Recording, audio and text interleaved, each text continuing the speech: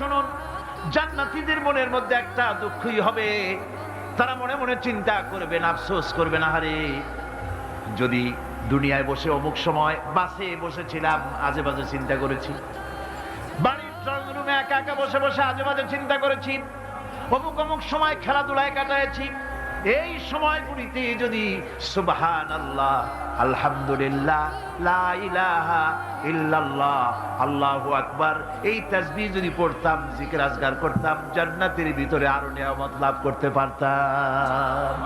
সময়টা তো কাজে লাগাইলাম না। মানুষের সত্য, মুমিনের সব কাজে সওয়াব। ওয়াকুলু লিন-নাসি হুসনা, মানুষের সঙ্গে ভালো ভালো কথা কও, মানুষের সঙ্গে হাসি মুখে কথা কও।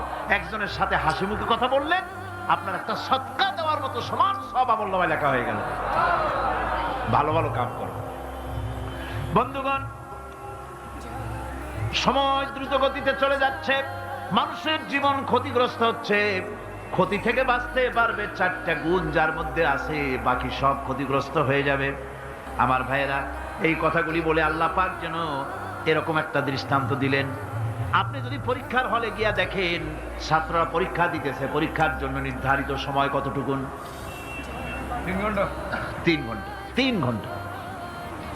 আপনি গিয়ে দেখলেন কোন একজন পরীক্ষার্থী পরীক্ষা দিতে গিয়ে আর একদিকে তাকায় আছে, আকাশের তারা গুনতেছে, অথবা সে গল্প করতেছে, অথবা পরীক্ষা বাদ দিয়ে আজে বাজে কিছু লিখতেছে।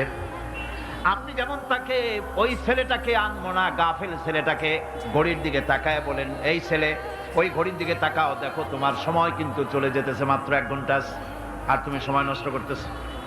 আল্লাহ যেন স্নেহ পরবশে তামাম পৃথিবীর গোলামদেরকে, বান্দাদেরকে আঙ্গুল নির্দেশনা দিয়ে বলছেন, বান্দারা প্রতি মুহূর্তে তোর জীবনের মূল্যবান সময় চলে যেতেছে, প্রতি মুহূর্তে সময় যাচ্ছে।